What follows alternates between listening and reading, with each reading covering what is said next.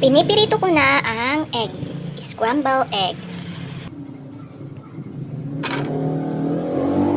Ginayat ko ng pahaba yung pinirito kong scramble egg.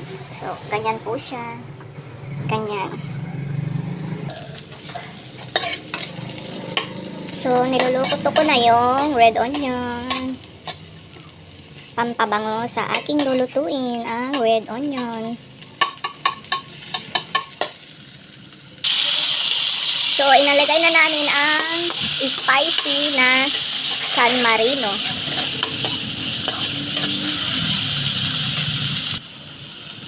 Ilalagay ko na rin yung ginayat kong egg.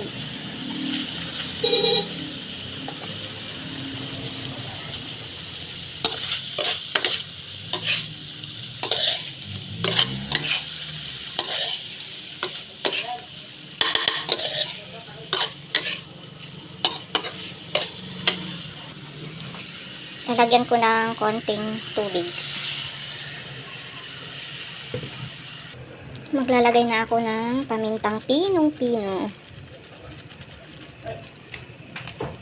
May magic syrup. At kaunting iodized salt. So, hahaluin natin. Ihulog ko na yung ginayat na repolyo.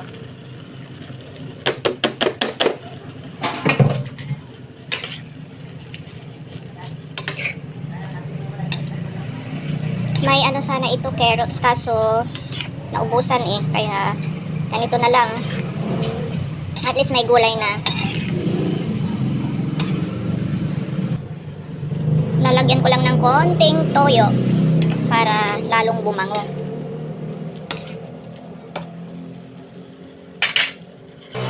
Pakuluan na lang natin siya ng ilang minuto hanggang maluto yung repolyo na uutal na naman ako.